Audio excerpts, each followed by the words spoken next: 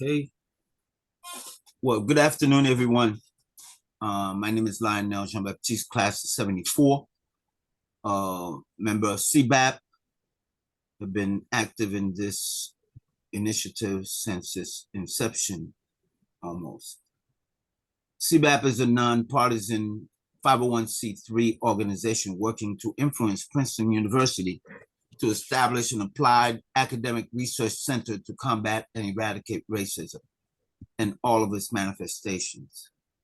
It is not partisan, and the views that are expressed during this session that may have a partisan twist are not the views of the concerned Black alumni of Princeton. 4 years ago, May 25th, 2020, after watching the viral footage of police officer Derek Michael Chauvin extinguish the life of George Floyd while he cried out for his dead mother, after witnessing the other officers present aid and abet the commission of this murder while keeping a horrified crowd of onlookers at bay, our Princeton University president, Christopher Eisgruber, issued a bold statement denouncing this act as symptomatic of the systemic racism in America, and called for Princeton University to work to eradicate systemic racism at Princeton and beyond. Eradicate was his word. He then ordered his cabinet to submit proposals to that effect as to how they can make that happen. As a result of his courageous statement, he received a strong scolding and threats from the Trump administration to withhold federal funding from Princeton University. In addition to Princeton University President Eisgruber's reaction, numerous Princeton undergraduates, graduate students, faculty members, and staff signed and issued a petition demanding that Princeton go beyond talk and become an anti-racist institution. Soon thereafter, a group of Black Princeton alumni gathered together and called on their fellow concerned Latinx alumni, Asian alumni, Native American alumni, and white alumni. In general, that group of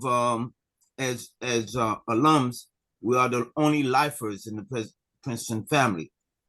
We call for the support of the statement of President Eisgruber and to act in solidarity with the demands of faculty, graduate, and undergraduate students as expressed in their petition.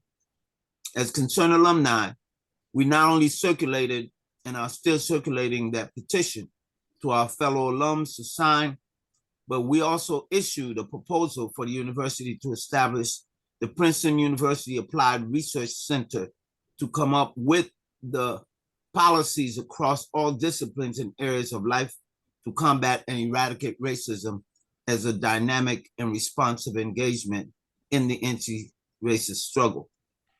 Conceptually and practically, the center would work across disciplines to research and develop policies to combat and eradicate racism, the conditions that engenders the lynching of George Floyd or Jordan Neely or Sonia Massey, or the mass shooting of Asians in massage parlors, Blacks in grocery stores, Asians in Lunar New Year celebrations that causes the highest racism, the same racism that causes the highest level of infant mortality rates among Native American population, that caused the Supreme Court to challenge the Indian Child Welfare Act, that caused the establishment of years of boarding schools to social re-engineer Native American children, and other historical and ongoing assaults on the humanity of African Americans, Latinx people, Asian American, and Native American communities. The university administration has not opposed CBAP's call to establish the Center to Combat and Eradicate Racism. It has shifted the burden on us to find faculty champions among the Princeton faculty to lead the center without offering any incentives to encourage its establishment. We have been working to recruit such faculty champions. We have been working to raise funds in anticipation of having to offer incentives to interested faculty members ourselves. We do outreach to market our work as well. We have also taken the lead to organize webinars on the type of issues the center could work on to expose overt and the covert impact of racism. We have held meetings, for webinars, discussions on such topics as SCOTUS decision on rolling back from affirmative action. We have engaged in such forum on environmental racism, voting suppression, the struggles of Native Americans, African Americans, Asian Americans, and Latinx people to transform the nation and help it traverse from 1492, from 1619, and other traumatic periods of man's inhumanity to man in America, to make this place a better nation, a more humane society. Our last event featured Eddie Glau's book, We Are the Leaders We Have Been Looking For, because our work is not simply geared towards observing the world, but to work to change it. Today, CBAP is proud to delve into Project 2025. Here to moderate the session is our very own Edgar Gonzalo Rios, class 74, Esquire, a tireless member of CBAP's fight for the center. He will introduce the speaker and will engage in discussion. We'll take questions and answers from the chat during our Q&A, and we invite you to stay for the meeting after the meeting to engage in future internal discussions as concerned alums as to how you may be able to participate in the work to advance and support the establishment of the Center to Combat and Eradicate Racism. I give you Edgar Gonzalo Rios. Yes. Good afternoon, everyone. Welcome to our CBAP Sunday Forum. As Lionel indicated, today's subject of discussion is Project 2025 and its implications. And we are fortunate and honored to have our speaker today on this subject matter, the Reverend Dr. Susan K. Smith, who's the founder of the Crazy Faith Ministries in Columbia, Ohio. He is an ordained minister, musician, writer, journalist, and social activist. He was formerly the senior pastor of Advent United Church of Christ, where she served for over 22 years. He is a graduate of Occidental College and Yale Divinity School, and earned her doctorate in divinity from United Theological Seminary in Daytona, Ohio, studying under the late Reverend Dr. Samuel Proctor and Charles E. Booth. Following her graduation from Yale Divinity School, Dr. Smith served as associate minister at Trinity United Church of Christ, studying under the Reverend Dr. Jeremiah A. Wright. He served at Unity for 3 years before accepting the call to be pastor at Advent. She now serves as the director of the Office of Clergy and Leadership Resource Development for the Samuel DeWitt Proctor Conference. Her latest book, With Liberty and Justice for Some, The Bible, the Constitution, and Racism in the United States, was released in October and earned the Benjamin Franklin Award from the Independent Book Publishing Association. From July through September of this year, the Samuel DeWitt Proctor Conference has sponsored various webinars entitled A Critical Conversation with the Reverend Dr. Susan K. Smith on different topics concerning Project 2025. The goal of these conversations are to share with as many as possible the implications of a second Trump presidency and the threats posed to freedom and justice for all people by the implementation of Project 2025. Project 2025, as you all know, has been a hot topic of much discussion during the current presidential campaign. It has been called Trump's blueprint for abolishing constitutional rights and establishing and establishing a dictatorship. Vice President Harris has stated that Project 2025 is Trump's plan for America. A plan, she says, that if implemented, will upend and devastate the Black American community. A plan, she says, will have a detrimental impact on all Americans and severely affect people of color. Trump has put distance between himself and Project 2025. He insists that Project 2025 does not reflect his priorities. Yet, from economics, immigration, education policy to civil rights and foreign affairs, there are common ideas and shared ideology between Project 2025 and Trump's outline for another term, as stated in his own Agenda 47. Conservatives claim that Project 2025 is merely a harmless wish list. They maintain that since President Reagan took office in 1981, the Heritage Foundation has published a new mandate for leadership every 4 years to serve as a stockpile of conservative policy recommendations from which leaders can pick and choose. The project, they say, creates a playbook of actions to be taken in the first 180 days of the new administration to bring quick relief to Americans suffering from the left's devastating policies. Well, we have Dr. Smith here today to hopefully give us a better understanding of what Project 2025 is, especially what it aims to accomplish and whose agenda is advancing and its most dire implications. Dr. Smith, thank you for being here. And we appreciate you addressing this topic for us. Well, thank you so much. It's a real honor to be here. As you said, we at the Samuel DeWitt Proctor Conference did 6 what we call critical conversations on Project 2025. I learned about it way back in February. I was talking with Ruby Sales. She was a civil rights person, and we were talking about stuff. And she said, "Have you heard of Project 2025?" And I said, "I had not." And so she said, "Well, you need to know what it is." And so I went to it. You can find it online. I know everybody knows that. So I went to it, and I was just flabbergasted at the content of it. And as I looked at it, and I wrote a piece, and I told Dr. Iva Carruthers, who's the general secretary of the SDPC, I said, we need to do something with this, because I don't think many people at all know about Project 2025, and I especially don't think Black people know about it, and I don't think they're talking about it in church because everybody is afraid of damaging or losing their 501c3.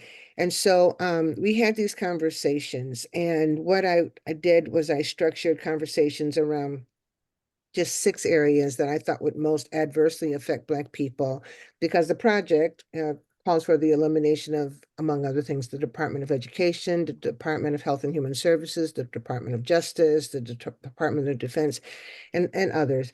And I kept thinking, God, what is that going to do to Black people? And if we don't talk about it in church, Black people will believe a whole bunch of people, but they really believe their pastors. So if we didn't get their pastors to talk about it, I didn't know how Black people would learn about it and understand its implications. And so we had those discussions around those subjects, and it was very enlightening and gratifying for me to see people kind of lean forward and say, "What are you talking about? What are you talking about?" Because they couldn't believe, the stuff that we were talking about. And so that, in terms of the goal, that we accomplished that. But then we realized that we really have to get the word out more. So we did a toolkit, which I will send to you guys afterwards. And if you want to distribute it, you can.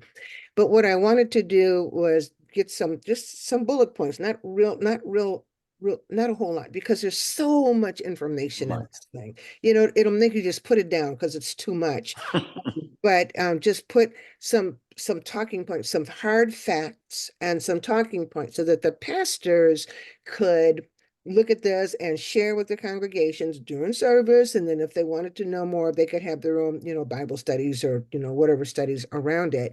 And the point was not to tell somebody how to vote, because, we can't do that, but to really make people alert and aware of what's going on.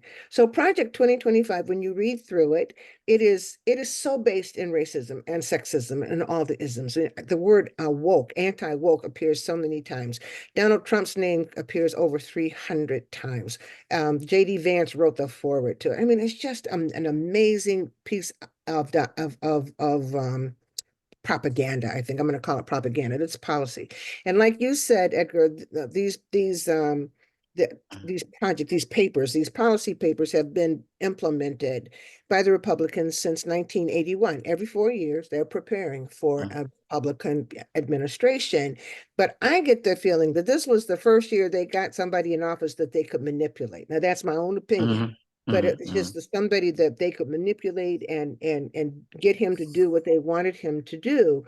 And so then when Taranja Henson, I think it was Henson, at the awards ceremony stood up and said, everybody needs to know about Project 2025. It's like the top came off and everybody wanted to know about it. And it began to get very bad pushback. And that's when the former president created Agenda 47, which kind of, and instead of 900 pages, it's largely truncated, but it tells what he wants to do. And what they want to do is undo the government that we know and put in place their own government. So they want to empty this swamp that they say we're in and put their own swamp in.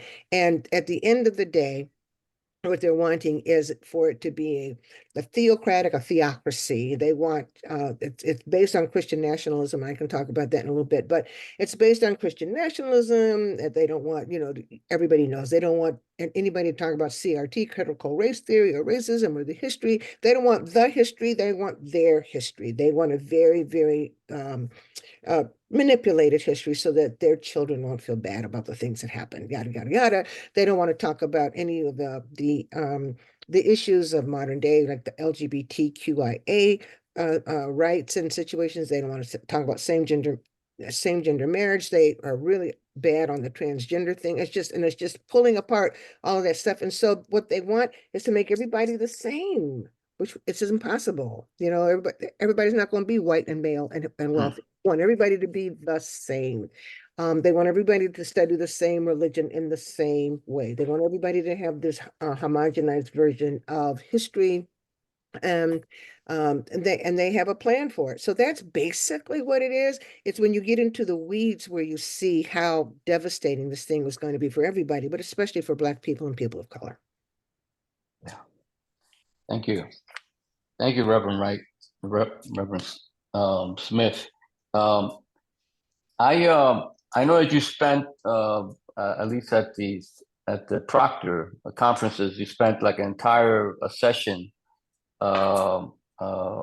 talking about the implications of Project 2025 with respect to the education department.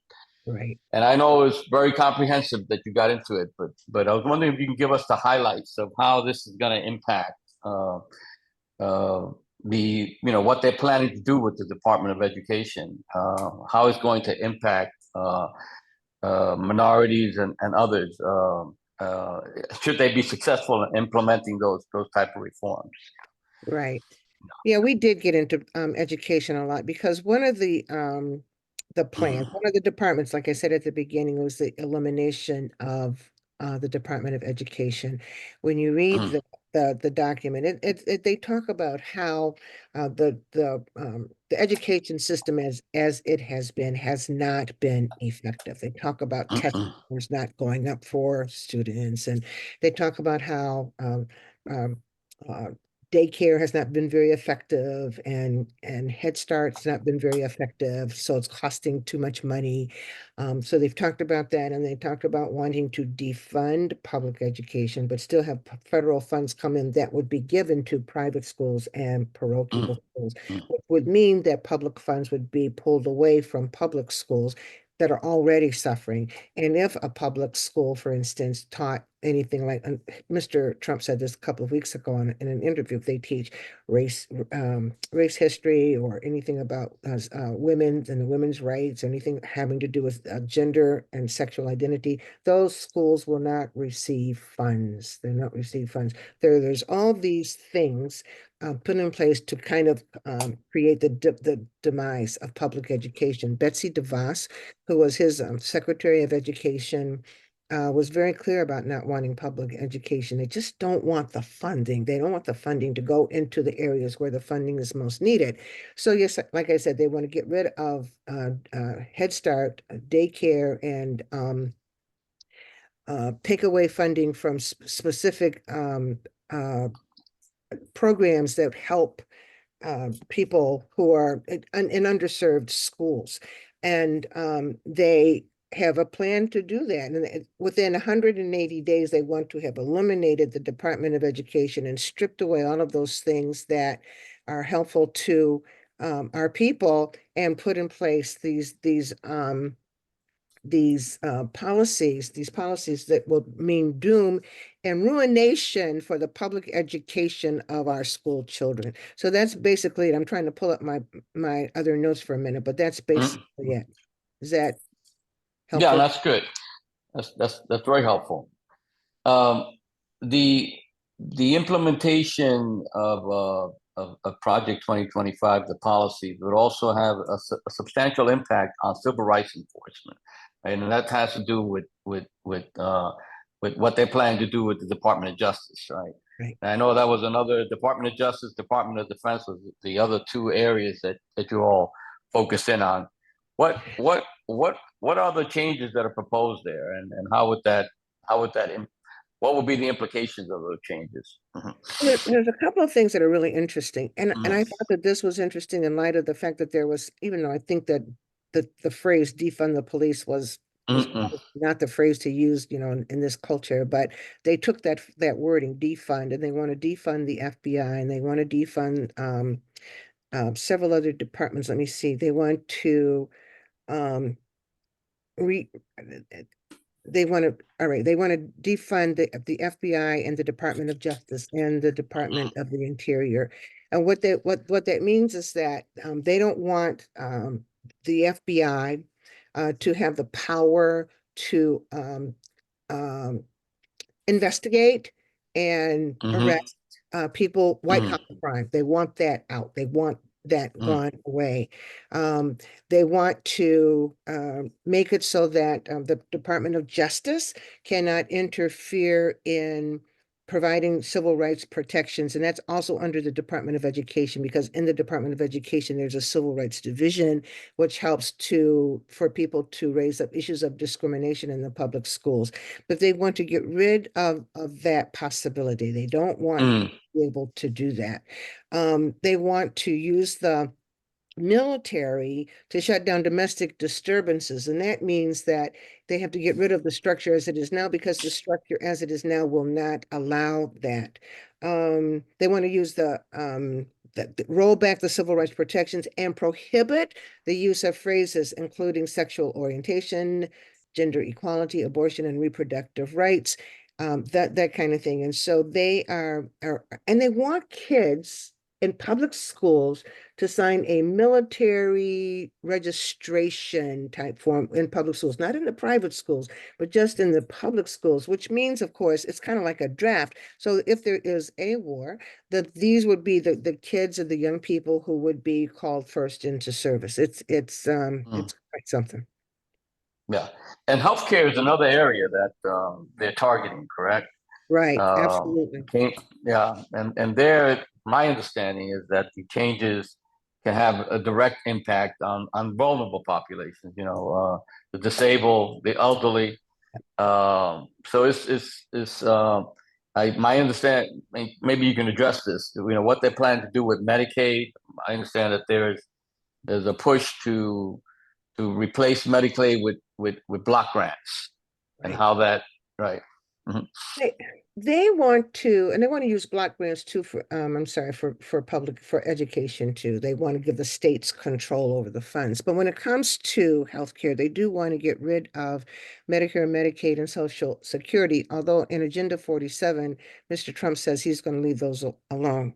But in the Project 2025 document, they say they want to get rid of those three, those three, what they call entitlements. And I'm not real clear about what this is about, but they want to end Medicaid Advantage and take the people who are on the people who are on Medicaid and Medicare Advantage and get them into a place where private companies are taking care of their health care, which really scares me because that means that people who are only concerned with profit will be at the helm of these agencies that help the sick and the poor and the elderly. So they want to, they think that those are entitlements. They want to get rid of the funding for that and switch it over so that private entities are handling it. They also want to make it almost impossible to get abortion pills. They want to reject abortion as a healthcare issue and eliminate the coverage of emergency contraception, which is a revival of a 19th century law called the Comstock Act, to prosecute those who send and receive contraception and abortion pills. So in other words, if you're trying to, get and have an abortion and do the pills, if somebody sends it to you through the mail, they want to make that a crime and you can be put into jail. And what I've been trying to tell people, because people are really still stuck on abortion. You say the word abortion and people go crazy nuts. And I said in a workshop I did a couple of weeks ago, I want all the babies to be alive. I really do. I want everybody to be alive. I want everybody to be healthy. But the truth of the matter is that pregnancies are not easy and they just don't go smoothly. And I said to a group in a very, very conservative Black church and said, it's abortion and it's murder. I said, yeah, but you need to think about this. This is part of a larger picture. And it's not just about the babies. It's about the young women who will die. Like this woman, Amber Nicole Thurman, who died recently. She could have lived, but she had sepsis. She had a spontaneous abortion, which you can be arrested for under these rules and these laws.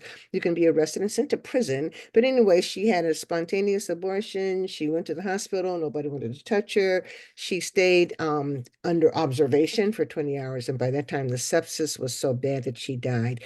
And what I said to my own congregation this morning is that you have to think about, if you're absolutely against abortion, and I can roll with that, but are you in favor of the life of the mother of your child? So if you have your wife or your mother or your girlfriend, and she's going to have a baby, she has a problem, they won't touch her, they won't fix it, they make her carry the dead baby until, all those situations.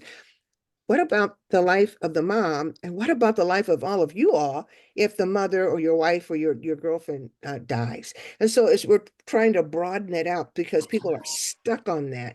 And it's a very difficult thing. But a lot of their healthcare stipulations in this thing are tearing away at the whole same gender relationships. You don't want to give you protection, and they don't want to give you the Medicare that you need if you're going to go through the transgendering process. A lot of it is about that. And they say specifically that they only recognize a family as a male and a female and as falls in the Bible. So if you don't fit that paradigm, then you can be out of luck. And that's not even to mention how if they take away Obamacare or the Affordable Care Act, they will make it so that horrible thing that we had before, that if you have a pre-existing condition, you won't be able to get health care. So it's dystopian, it's draconian, it's awful, and it's very Dr. Smith, I know that you also address in one of your webinars this whole issue of the difference between Christianity and Christian nationalism, and how that plays into this Project 2025 whole agenda. And I was wondering, I mean, I'm sure this is a topic that's near and dear to your heart. You being, in the field.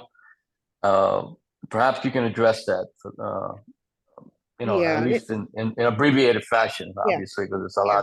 a lot there, right? Right. Well, here's the thing. I Yeah. want to give like a background story because the story, I mean, the narrative that is going around is that this country was created by white people. This is what the founding fathers wanted. Well, and they keep saying that the founding fathers wanted this to be a Christian nation, which they did not. They specifically said this is not a Christian nation. They wrote it down.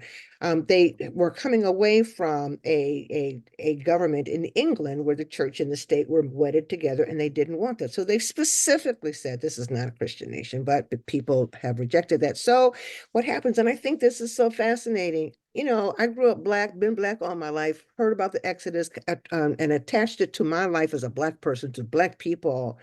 But I was really surprised when I wrote my last book. I was really surprised to learn that white people who came from England to this country consider their journey across the Atlantic to be the Exodus. And they think that God brought them from England to this country to form a country for white people. So when they got here and they saw Native Americans here, they didn't have, well, there were a whole lot of other things going on, but they didn't feel any compunction about doing away with them, the genocide that was committed against Native Americans when they got here, because they thought they were on God's mission. And every time I hear language today, this is God's doing, like they say the former president is from God, and it just makes my skin crawl. But it is the foundation of our country. I'm reminded of how in Egypt, centuries ago, they used to build these obelisks, and they were out of a single piece of stone, and they were building this obelisk that was supposed to be, one of the tallest ever. And as they were building it, they realized that there was a crack and they stopped building it. When our founding fathers were putting together our Constitution, they realized that there was something wrong with pronouncing this to be a country where, there was liberty and justice for all, freedom, and all men are created equal. And they weren't like that at all because they were slave owners, many of them. So Christian nationalism came from that. I define Christianity, or a Christian, as somebody who reads Jesus and knows what Jesus said and tries to do what Jesus did, period. But Christian nationalism is, to me, is not the religion of Jesus, that meaning their religion based on the teachings of Jesus as their center of the necessity of practicing the great commandment, which is to love your neighbor as yourself, and all. That's the foundation. Christian nationalism does not have love as a center. Christian nationalism is a political ideology that drives white American evangelical politics. That's what Ober Hendricks says in his book, Christians Against Christianity. And it is the belief, here's the clincher, that God ordained this country to be founded by white people for white people. And Hendricks says that it is an ideology that holds that America's government is not legitimate. So when you think about people walking around with that, and evangelicals are really into it, because it's about money, it's about greed, and it's about power. They use the term Christianity because it gives them some standing, but they don't. If you notice, they think, "Well, talk about the Bible." You can talk about the Bible and never mention Jesus and what Jesus said, and so they are going for power and dominion, because there's a whole dominion theological thing to their belief system, but it's not Christianity, that I would call in the classic sense. Yeah. Yes. And how does that the whole Christian nationalism, is that something that plays a part in this agenda? Oh yeah. Yeah. Oh yeah. Yeah, because they keep talking about a biblical worldview. And again, they don't use Jesus, a biblical worldview. And what bothers me about that is that there is a lot of stuff in the Bible that is not cool. It's not cool, it's not good, it's just not cool. And so when they talk about a biblical worldview and they hold up the Bible and it's supposed to make everybody be quiet, but they don't, if you pay attention, they don't ever talk about what Jesus said to do. And there have been some writing, some research that has kind of delved into this whole the machoism of Christianity as has been embraced by many but men, period, in Christianity, they don't like the image of Jesus. He looks too effeminate. Jerry Falwell, when he was alive and they were having some conference, said Jesus was a he-man. I mean, they want him to be muscular and he was a fighter. They turned him into a warrior, and that fits their masculine, their machoism, their whatever that is that drives that. But that is not the role of Jesus. The role of Jesus was not to be this patriarchal, macho, male dominating figure. They leave out the fact, they leave out the story of Jesus where he is, compassionate to everybody, treats everybody as equals and all that. They leave all of that out, but they want him to be. And they said, when I read that Jerry Falwell said that, I about, fell over. So what are you talking about? And they have pictures of Jesus as looking very, very masculine. They want a masculine Jesus. Christian Colby Dumir, I think, wrote a book called John Wayne and Jesus, or John Wayne, I think that's what it's called. And she gets into this whole mindset about the necessity for these white men to look at and conceive of Jesus as this very macho, muscular man. I hear you. So, Reverend Smith, I have a few questions from my colleagues that were presented before the seminar began. One of them is, what, in your estimation,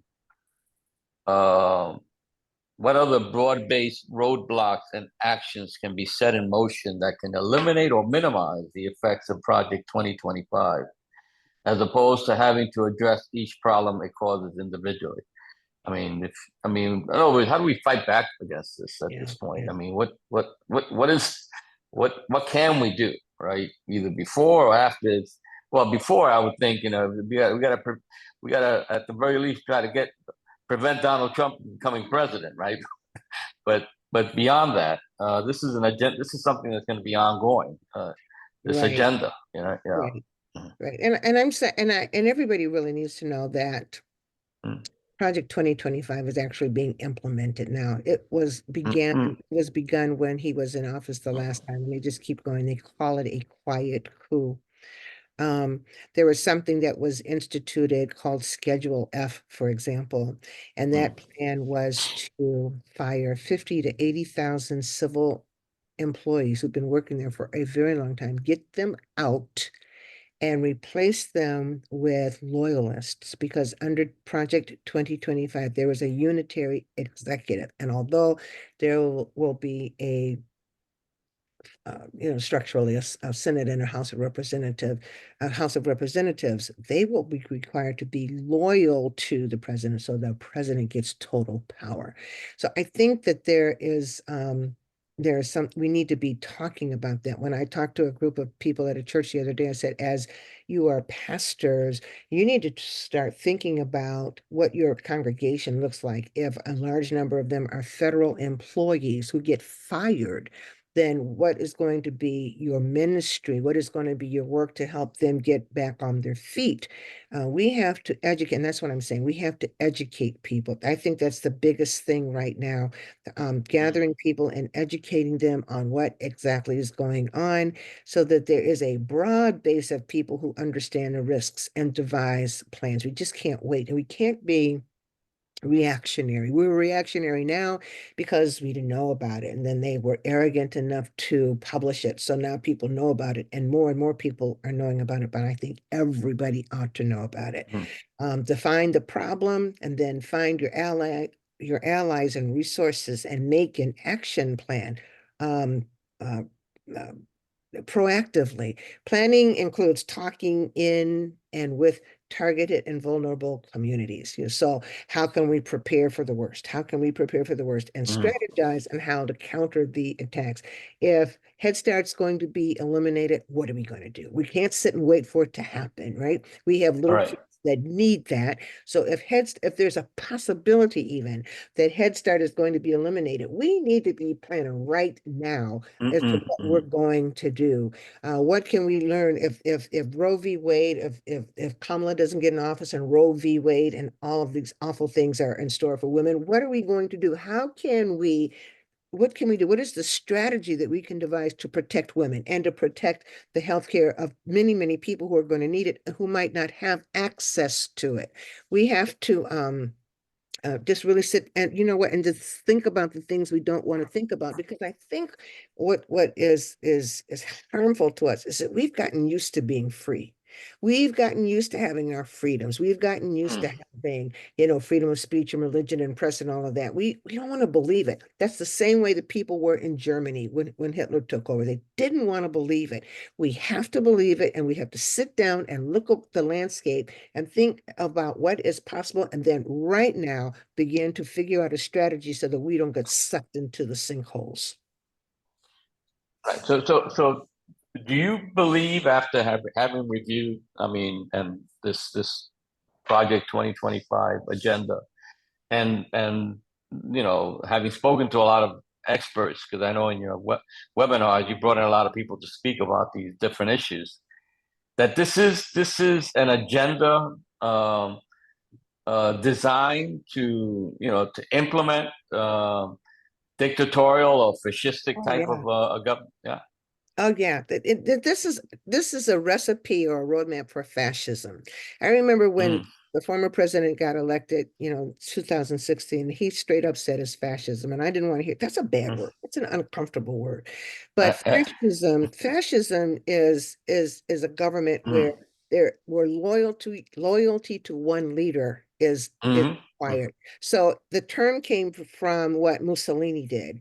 And the loyalty was to him. Now, Mussolini and Hitler was a fascist. There was fascism in Germany too because of the loyalty but Mussolini didn't have the death stuff that Hitler had. But these people here in this country, when they talk about mass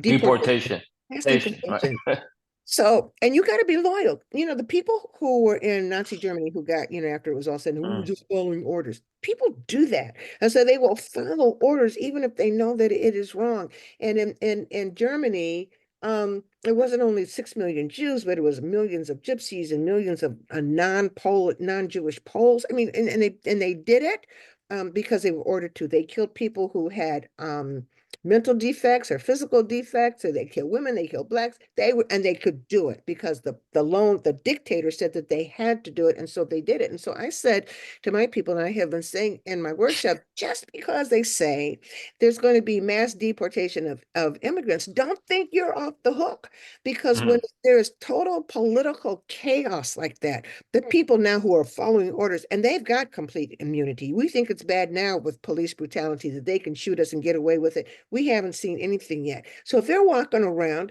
and they've got the authority to round up the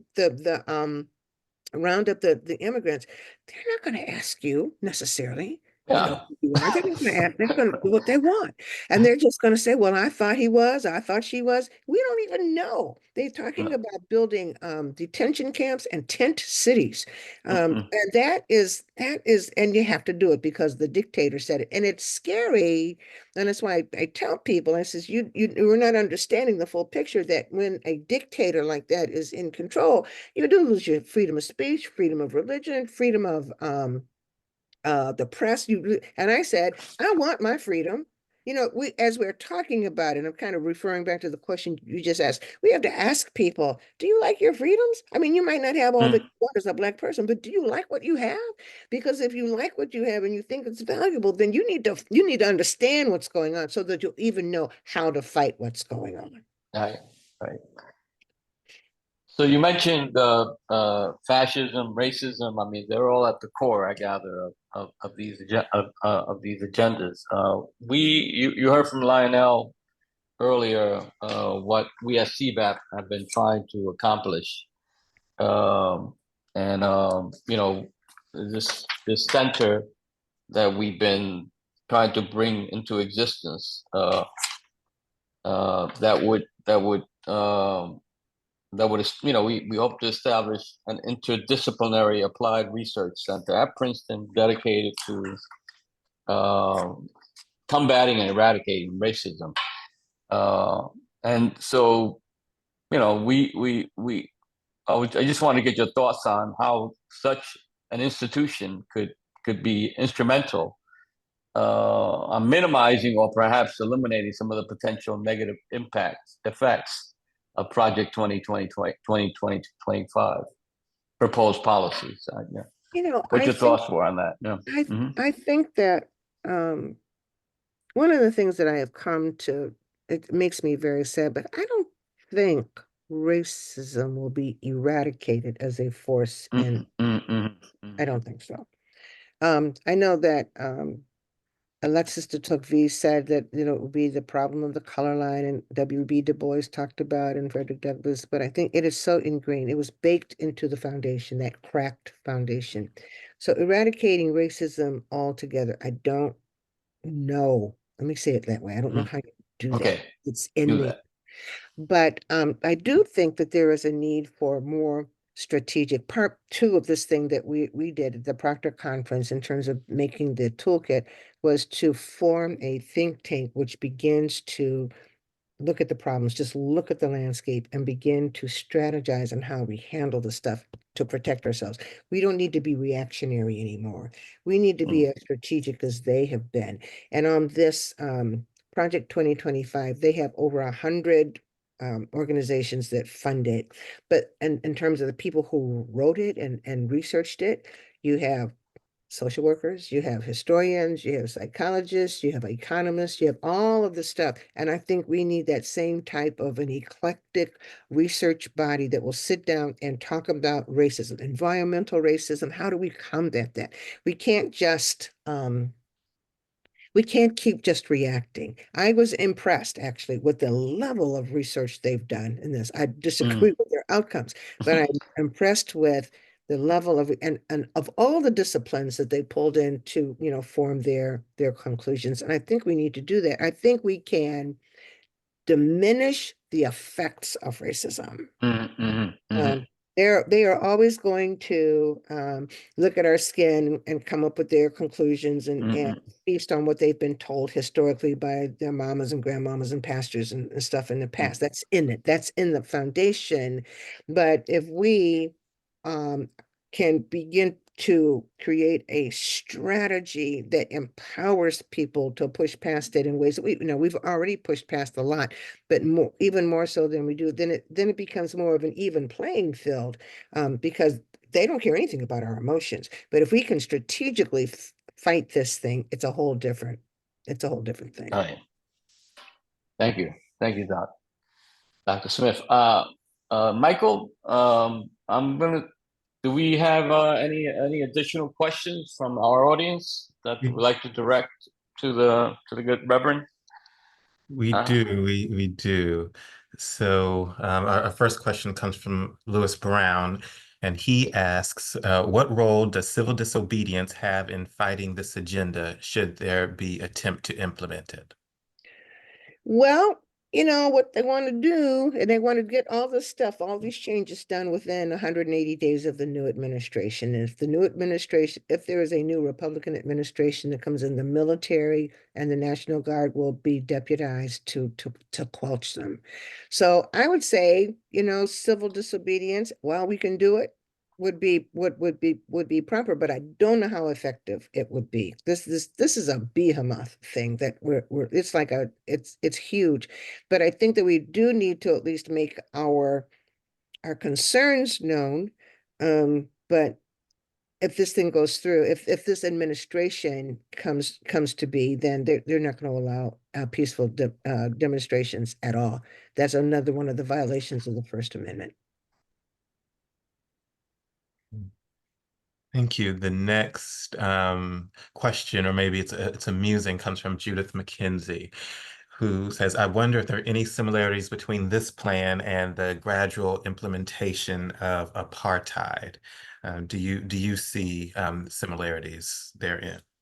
I've never studied it like that, but they do want to get rid of multiculturalism. One of the primary writers of the Project 2025, a man named Russell Volt, has said out loud, we want to get rid of multiculturalism. They are still looking in that whole quest for the master race. They still want the master race, that Aryan um, model. They still want that, and they still believe in the superiority of white people.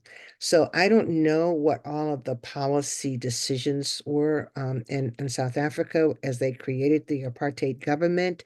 I know that this country, um, our race laws were studied by the Nazis. And Mm. some of our race laws were so bad that even the Nazis said, we're not going to do that. So I think that that would really be something that I would want to look into, because I don't know what the procedure was, what the strategy was, but I know they studied a lot of what the United States did. They did. And a question from Tamara Roundtree. Do you have any thoughts as to why the Project 2025 agenda is acceptable or attractive to large masses of people, including people who are educated and arguably aren't simply, quote, drinking the Kool-Aid of any and everything that the MAGA pushers say? Again, I think it's because of how people have been taught, just like too many of us as Black people ingested that whole thing that Blacks were inferior. You know how we did that? And Mm, mm, mm, mm. we didn't like our skin, we didn't like our hair. We're talking about good hair, bad hair. I tell people even now, because that's still a thing, that if you have hair on your head, it's good hair. But we wanted to be white. We wanted to have white, light skin. We wanted to have thin lips. We didn't want our behinds. We didn't want that. We internalized what we've been taught. And this white superiority, Black inferiority has been a part of the whole structure of America. And that's why they don't want to feel that way. I've talked to people who, as we've had conversations about this, and they say, I don't want to feel this way. I don't want to feel this way. But what happens is you internalize it. So if your mom and them tell you something all your life, that's what you have. Unless you venture out and you say, I'm going to find out the truth for myself, that's what you have. And I think that we are all, I hate the word victim, but I'm going to say products of what we have been taught from the beginning of this country. I think that's why. At least one of the reasons why. And then I'll insert myself and ask a question. What do you think is Project 2025's most dangerous proposal? Wow. I think right now the most dangerous one is the proposal to use the military and the National Guard to handle domestic disturbances. And the reason I say that is because it's already bad. It's already bad. I mean, police officers go out and they can shoot anybody and say and get justified, and be justified and say, I was in fear for my life. They're just going to increase that. I thought he was an immigrant. They're going to say that, and they're going to be able to use their weapons to be able to get the people off the streets that they don't want on the streets. So I think that's the most dangerous one. The second one, you didn't ask for it, but the second one is the healthcare things as concerns women. I think a lot of women are going to lose their lives. A lot of women are going to lose their lives. And it's not just, we call reproductive health care. It's not just abortions, but it's gynecological exams for women who can't afford, a lot of times it's done in a clinic and they can't afford a regular doctor. And that's where you pick up cervical cancer or uterine cancer or something that can be cured if you find it soon enough. But I think a lot of women are going to miss out on that. So I think the death of a lot of Black women, a lot of women, period, a lot of women.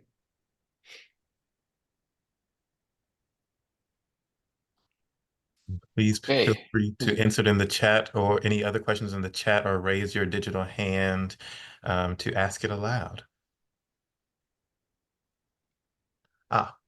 And here's a question from Marita. How do you engage with people who say that Project 2025 is just talking points? Oh, first I have to take a breath because I feel afraid. Um, that's one of the reasons why the former president has gotten to do all that he's done, because people have said he doesn't mean what he says. But what I do is, after I take my breath, I say, I want to show you some things. I'll point to like Schedule F, or I'll ask them questions, because I was taught a long time ago, to get people to understand what's going on, you have to let them know how what's going on affects them. So there is a proposal for people who work overtime not to get their overtime pay. And there's a proposal for any wages, tips that come in, not be held on to by the waiters and waitresses, but be given to the employer. So I ask people, what would you feel like if you didn't have your overtime pay? And then, they go on, because, you live on that. And I said, well, this plan proposes to take your overtime pay away. And when I tell them stuff like that, and I really look for things that will make people think about how this thing is going to affect them. When I tell them things like that, they get very quiet. And if I have, the capability, I'll show them in the document where it says it.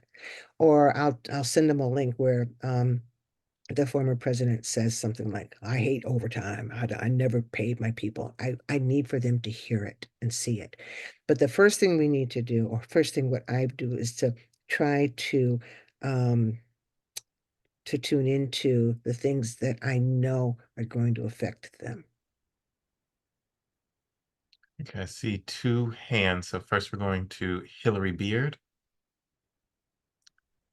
Hi, Dr. Smith. Thank you so much for your time and sharing your expertise.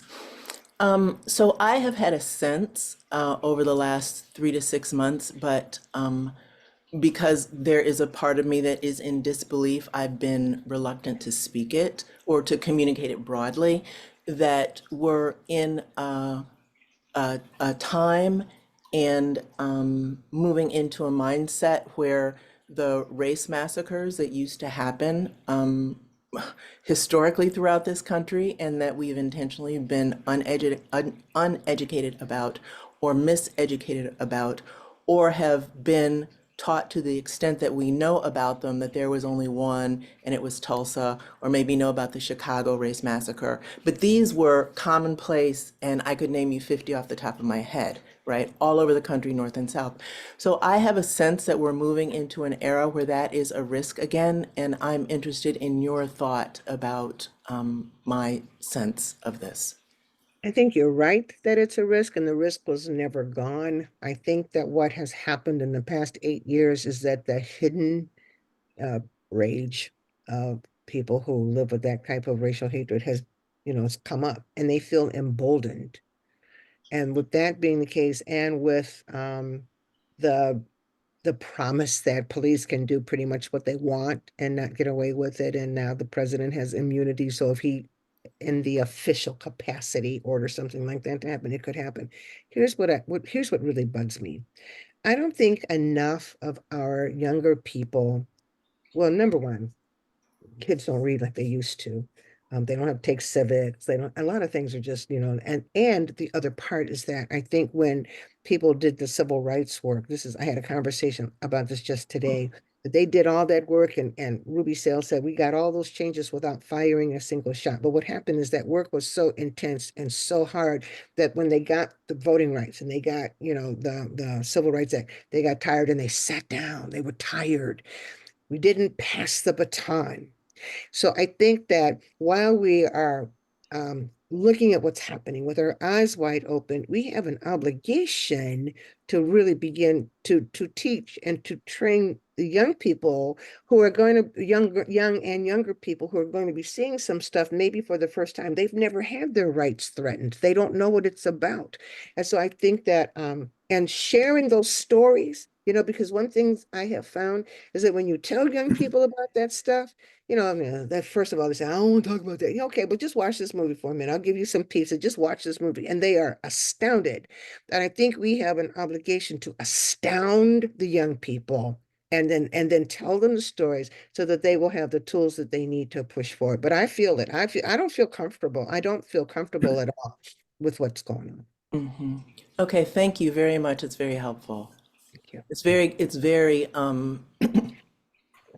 affirming, because there's a way in which I am struggling with feeling gaslit.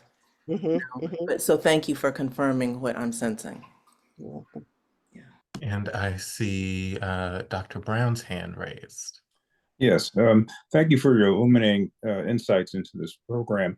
But I would like to know if you see the total abolition of our legal system, because, and I see that working two ways, because if we say there's no law to go by, then that means that actions against the police can be, in a sense, allowed, as we see in Mexico. And so, it seems like you mentioned about how the Department of Justice would be affected, but we have other layers of our legal system. So, how do you see this playing out in both ways, either as a means of the state capture, or as a means of people fighting back, and without concern about the legal consequences if there's no legal system there to speak of? Well, I think the legal, how do I say this? I have a problem with the legal system and with all of the institutions in our country right now. Now, that's part of the plan for going from a democratic to an authoritarian government. They work to make you lose confidence in the systems. I think that it is just ridiculous that a person who has been convicted of 34 felonies can run for president. I am just totally ticked off that the justice system can't do something about that. I am totally irritated with some of the shenanigans that I'm seeing on the local level. And I have long believed that the term law and order was a euphemism for keeping Black people in line, or keeping any protesting group in line. And so I have long had some disdain for the legal system as it is, because it has been controlled by the people with the money and the power, and the people who really, you know how Brian Stevenson said, it is better to be rich and guilty than poor and innocent, because the legal system does not protect you if you are poor. If you don't have the money to pay for your freedom, you're going to jail, you're going to prison, just go. I mean, that's the kind of how it is. Do I think we should fight back? So in this whole history of injustice in our country, people have always fought back, and they fight back with repercussions. If you fight back, you're gonna lose. But people fight back. They have to, because your spirit, our systems were wired for freedom. We were wired to look for justice and to seek justice and to receive justice. And when you don't get it, even though it's quiet and, quote, safe to be quiet, your spirit won't be quiet. Your spirit will rebel and say, no, it's wrong. So some people are always going to fight back. I would fight back. I would be dead. You hear what I'm saying? I know myself. I know that it would, because there are little things that have happened, and it's been, just little things in my own life. I said, oh no, we're not going to do that. We're not going to do that. We're not going to do it. And so you invest the time, you gird yourself up for the disappointments, and you might lose. But one thing you are not going to do is be just compliant. And that's what they want to do. That's what an authoritarian fascist government wants you to do. They just want you to shut up and dribble, as Laura Ingraham said when LeBron James was saying too much for her liking. They want you to stay in your place. Amen to that. And I see a question in the chat before I return to Ms. Beard. So Peter Matlin asks, one of the greatest threats that I see in Project 2025 is the elimination of vast number of civil servants who by law are loyal to the Constitution, to be replaced by government workers loyal only to the president. This takes away many of the guardrails that protect citizens under constitutional rule of law. You have referred to this using the term Schedule F. Could you please expand on this danger? Okay, well, Schedule F, like I said, was devised under the first Trump administration. They wrote it out that they were angry that they had too many people in the federal government that were not giving them the green light for doing everything that they wanted to do. So they actually started firing people. Now, one of the pillars of Project 2025 is training. So while they were firing people, they also began training of people. How can you work in the federal government and be loyal to the president? And that's going on. They have trained tens of thousands of people. They interview them to see where their political ideology is and see where they're going. And if they can pass muster on that part, they are trained to be the type of civil servant that's going to give a thumbs up to everything that the unitary executive does. Meanwhile, these people, they say 50 to 80,000. I think it's probably going to be more, will be fired. I think they said, I read in one of the pages that they will give them some alternatives or something so that they have some type of work, but I don't know how that's going to go. 50 to 80,000 people is a lot of people. So my thought is that there's just going to be all these people who no longer have jobs, who have pretty good paying jobs, and the middle and the federal jobs were jobs that help the Black community be in the middle class. That's going to have a devastating effect on our communities. And then Ms. Beard, and then I'll go to the chat again. As a minister and somebody who's very rooted in Christian morality, how would you speak to the issue of what's happening in Palestine? I don't want to overlook the atrocity that was perpetrated upon our Israeli and Jewish brothers and sisters, but many Black and brown young people are feeling conflicted about supporting Kamala Harris because of the genocide taking place in Palestine. So how do you speak to that from a moral standpoint? Well, I think it's wrong. I think I visited the West Bank and, saw what was going on with my own eyes, and it is a genocide. It is a genocide. What I try to tell young people is that because they get mad at the president. I said, well, the president has to. Well, it's so entrenched, you have to go back to 1948 and all that whole thing of why it is. And the United States, the bottom line is that the United States supplying weapons to Israel is not acceptable. How do you get out of that when there's so much money involved? I don't know. That's what I tell them. But it's a heinous thing that's going on, and it's wrong. And the United States paying for those bombs will make your skin crawl, but I don't even know. I don't know that people know how to handle it because it's such a deep problem, and it's so interwoven with all kinds of stuff and so much money involved. I don't know. Yes, I have young people in my life who were very, very politically astute and very morally courageous who are disengaging around this issue. And so, But I think what I tell the young people that I talk to is that I think it's a mistake. I don't think that it's safe given the climate here and the threat of Project 2025 and the threat of an authoritarian government takeover.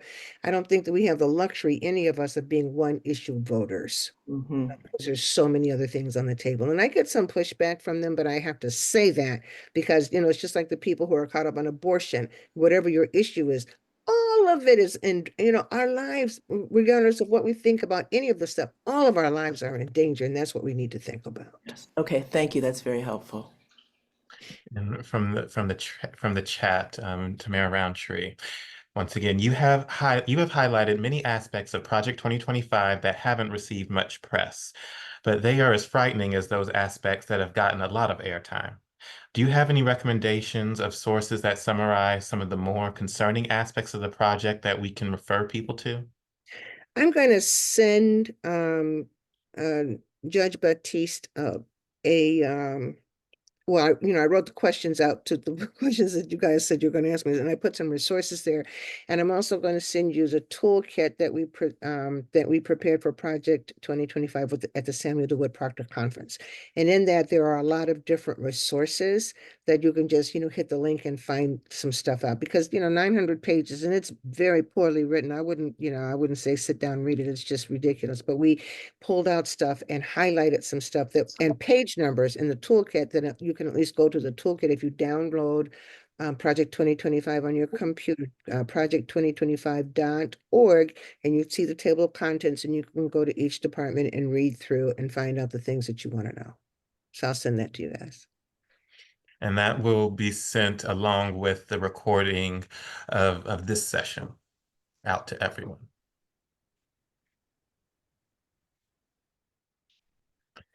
And are there any final questions from our participants before I hand it back over to Edgar to close us out? Okay. Well, well, Dr. Smith, we want to thank you for being here and sharing your experience, your knowledge, your wisdom on this very important subject matter. We thank you for taking the time to do so, and we look forward to interacting with you again on Amen. this or other. Absolutely. Great. Great. Yeah, it's been a real pleasure. Michael, do we have any closing statements concerning CBAP? Well, I guess Lionel dealt with that at the front end, right? Correct? Well, does Lionel have anything else he would like to share? I see he's unmuted. Okay. Yeah. Yes. So, first of all, I want to again say thank you to Dr. Reverend for the elucidation on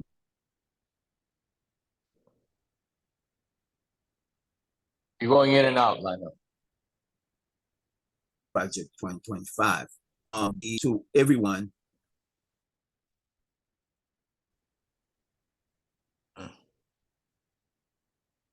is that which we set to try to establish the Center to Combat and Eradicate Racism at Princeton.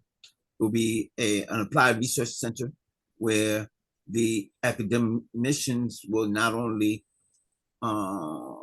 engage in research and write books, those who are interested in to just put them on the shelf, but also to help us develop policies to attack the conditions that have been created by racism in America.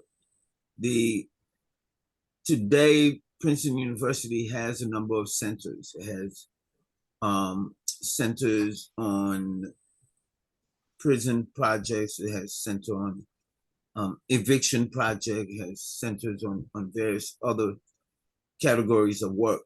But what we're working for is something more comprehensive, and we have been doing a lot of work to make that happen. I don't see David Jackson here, who's our treasurer. Wanted to see if he could weigh in and share initiatives so far in terms of the effort to try to raise the necessary funding to continue doing this work. As I indicated, it's a 501c3 organization. So your donation to want to make sure you understand the general strategy. So I don't see David Jackson, our treasurer, but I have Mr. Lewis Brown here, who also has is working on the issue of how do we access resources to make sure that we continue to do our work to strengthen CBAP and move the process forward. So, Dr. Brown, wanted to ask you if you had any further remarks regarding Dr. Reverend Susan Smith's Yes, well, thank you very much, and thank you, Dr. Smith, for your elucidating comments regarding this dastardly project. What we're trying to do here at Princeton is, through our center, is to encourage, but not only encourage, but to engage Princeton in using its vast resources and developing solutions. And we're not just talking about policy, we're talking about actually implementing strategies which have a lasting effect using statistical measures. Now, as far as our organization, there are certain requirements for just sustaining our actual infrastructure. And we do encourage all of the participants to do what they can to contribute to that. But again, the idea is to ultimately get Princeton to engage itself in helping to develop remedies, tangible remedies. My perspective as someone in Philadelphia, I can see very